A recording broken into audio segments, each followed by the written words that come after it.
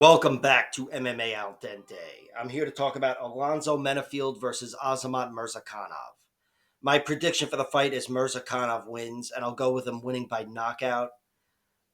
But I'm not going to bet on this. He's sitting at 2-1 right now, and it's not enticing enough for me. I think they got the odds just right. I do have him as a favorite, but he's fighting a very dangerous guy in Alonzo Menifield, and a guy who's also proven to be a problem in longer fights. Maybe not every one of them, but he's definitely not somebody you could ever relax with. And as for betting on Alonzo Menifield as an underdog, I couldn't tell you which way he would win anyway. So I'm just staying away from this. But the pick is Murzakonov. I've got him winning by knockout. It would make sense when you look at their records. He's a very potent knockout artist, and Menifield's only been knocked out twice, and they are to two taller guys, Carlos Olberg and Ovince St. Preux. But he is a 36-year-old coming off a knockout loss. So even a 35-year-old like Murzakonov, I think, as dangerous as he is, a knockout would make sense to me. Murzakonov's never lost. He's 13-0. The closest anybody's come to beating him was Tafon Nchukwi in his UFC debut. Tafon was really taking it to him. He had I don't know if he was really taking it to him, but he was keeping him at bay with body kicks, stabbing him and controlling him. And then when the chips were down, Azamat made shit happen and got it done with a flying knee in round 3. So it was an excellent win in a lot of respects, but that's still the weakest he's looked overall. And against Dustin Jacoby, I thought that was a good performance from him. Both these guys beat Jacoby by decision, I believe, in the last year. But against Jacoby, Murzakonov hurt him, definitely got the better of him, but slowed down a little bit, which was a little concerning. It's something I have to mention anyway, because again, he's got no losses. So there's nothing I could look to as far as weaknesses go.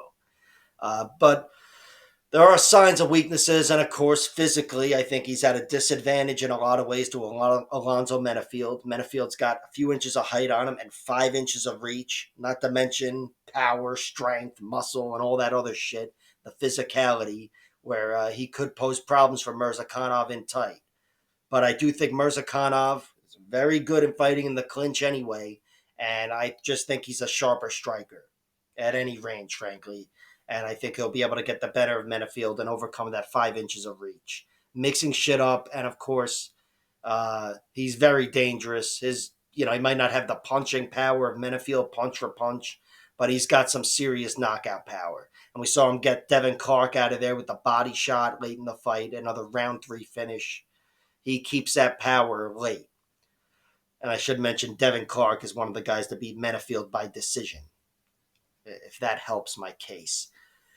But yeah, the case is that Murzakonov will be able to fight his fight. He'll be faster than Alonzo Menifield, and he won't get sucked into the physicality battles. But I do think Menifield can test him in a lot of ways. If he gets on top of Murzakonov, Menifield is the bigger submission threat, much bigger submission threat.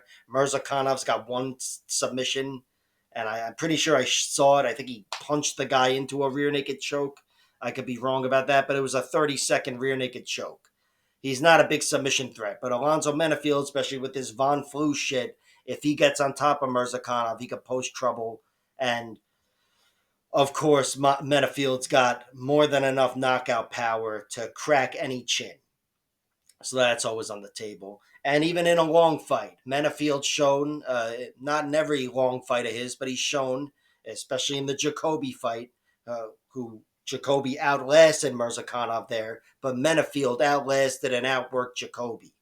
It's not like anybody was gasping for air, but it was a good look for Menifield, and he is capable of winning a decision at this level. So I'm tempted to bet on Menifield, but I'm not betting on anything, and the pick is Murzakonov via knockout. And unless that's something juicy, I'm not going to play that either. Like, share, subscribe, all that horse shit, and check out my other videos.